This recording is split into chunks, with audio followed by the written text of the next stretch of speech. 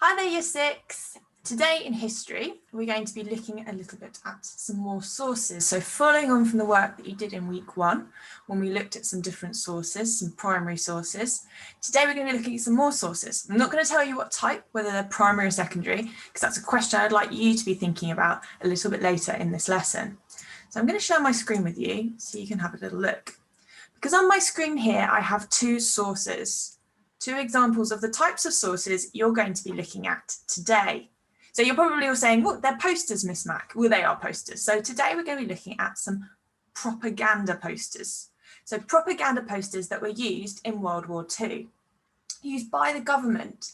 Now, during World War II, Britain wanted all the men and women, and children too, to help to win the war.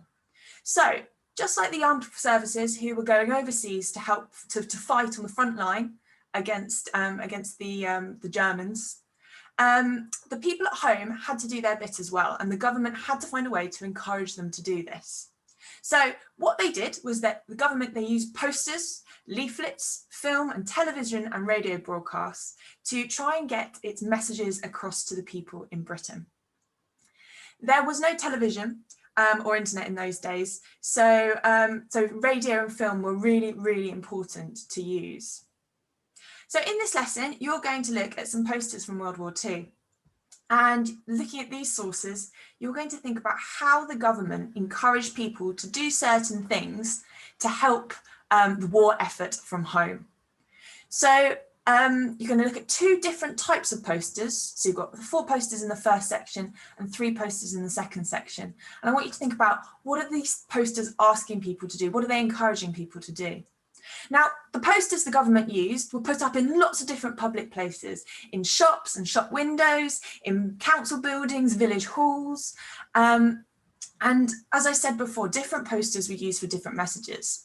So looking at these 2 posters that I've got on my screen now, perhaps you can think about what these messages were that these posters are encouraging people to do. Now, the thing about posters, and we've looked at this before, is that the visual image is so important. And that's one of the questions I want you to think about when you come to look at the posters you're going to be looking at today. Would these posters work without any writing? The visual image is so important to get that across, because during this period of time, it may be that people weren't able to read all the information, and they needed that message to be really clear for everybody. So as you can see here, these 2 messages are very clear. So some things that I really want you to think about, some key words for today in our history lesson, is one of the words is persuade. So how do these posters persuade people to do something?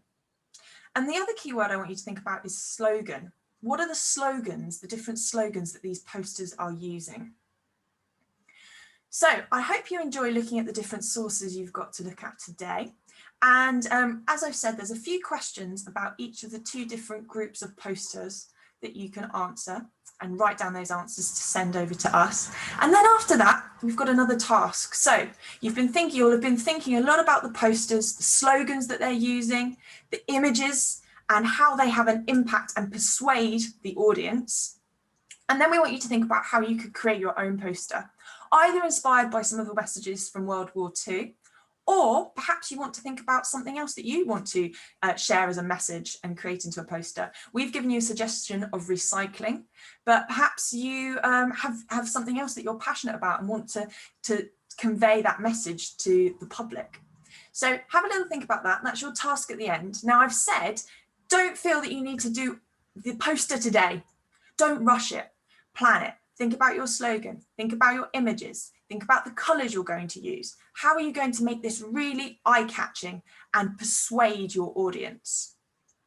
And then you can always carry this on Flexible Friday when you have some more time to follow some of your other interests with your learning.